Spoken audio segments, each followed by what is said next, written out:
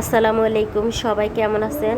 আমি আজকে আপনাদের মাঝে দেশি মুরগি আলু দিয়ে রান্নার রেসিপি নিয়ে এসেছি। আশা রাখি আপনাদের কাছে ভালো লাগবে। রান্নার জন্য যা যা উপকরণ লাগবে সব কিছু শেয়ার করব, শেষ পর্যন্ত সাথেই থাকবেন। এখানে আমি মুরগির মাংস কেটে ধুয়ে রেখেছি, আলু কেটে ধুয়ে রেখেছি,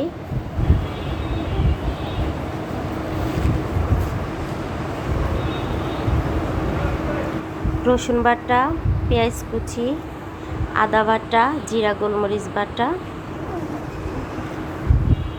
এলাচ, তেজপাতা, ধনিয়া গুঁড়ো, লবঙ্গ, দারচিনি। এখানে মাংস নিয়েছি 7 থেকে 8টা এলাচ দিয়েছি,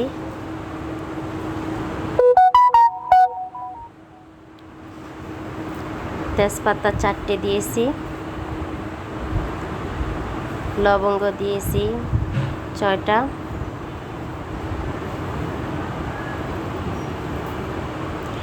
দারচিনি দিয়েছি 4 টুকরো, রসুন বাটা 1 টেবিল চামচ দিয়েছি, এটা একটু বড় চামচ, আদা বাটা 1 টেবিল চামচ,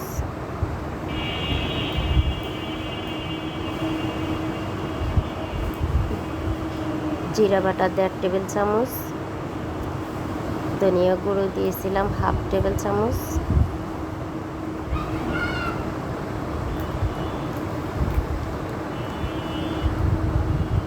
হলুদ গুঁড়ো দিয়েছিলাম 1.5 টেবিল চামচ, মরিচের গুঁড়ো দিয়েছিলাম 1/2 টেবিল চামচ, কারণ আমার বাচ্চারা ঝাল কম খায়। আর এখানে এখন তেল দিয়ে দিব 1/2 কাপ। সব কিছু এখন আমি ভালোভাবে মেখে নিব। যে মেখে নিলাম, যে আমি এখন সামান্য কষিয়ে নিব, তারপরে লবণ দিয়ে দিব। এই যে কষিয়ে নিয়েছি, এখন লবণ দিয়ে দিয়েছি।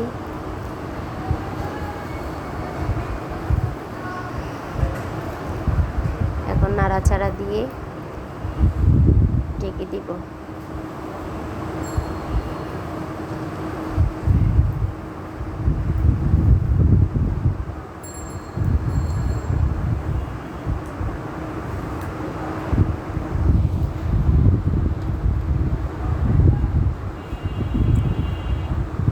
পাঁচ মিনিট পরে আমি যে ঢাকনা খুললাম, যে আমার মাংস কষে আসছে। এখন আমি পেঁয়াজ কুচি দিব 1 কাপ,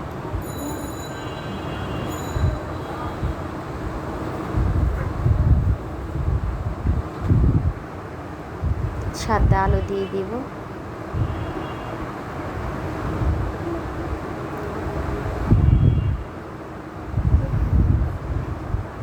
সব কিছু একসাথে ভালোভাবে কষিয়ে নিব।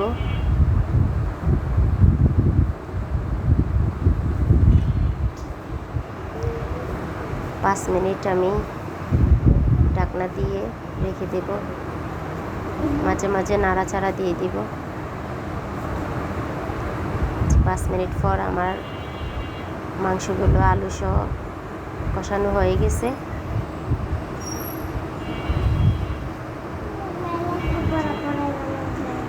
এখন আমি পানি দিয়ে দিব।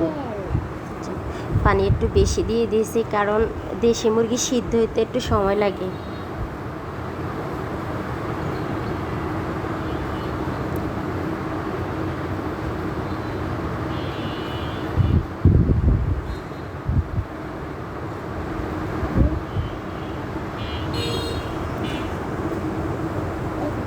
আচ্ছা, আমি এখন ঢাকনা দিয়ে দিব। যে 10 মিনিট পরে আমি আবার আসলাম। হাই হিটে রান্না করতেছি আমি চুলা। প্রথম 10 মিনিট হাই হিট দিতে হয়, তারপরে আমি চুলা একটু লো হিটে দিয়ে আবার 20 মিনিটের জন্য আমি ঢেকে দিব। মাঝে মধ্যে নাড়াচাড়া করে দিবেন।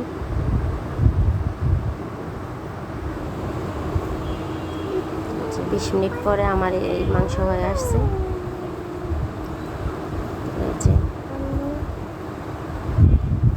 এখন আমি 5টা কাঁচামরিচ দিয়ে দিয়েছি। এই যে আমি এখন ঢেকে দিব 2 মিনিটের জন্য।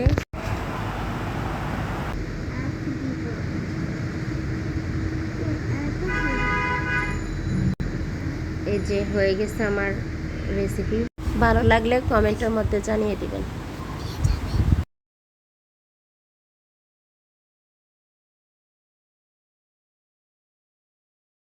হয়ে গেছে আমার রেসিপি, ভালো লাগলে কমেন্ট করে জানিয়ে দিবেন।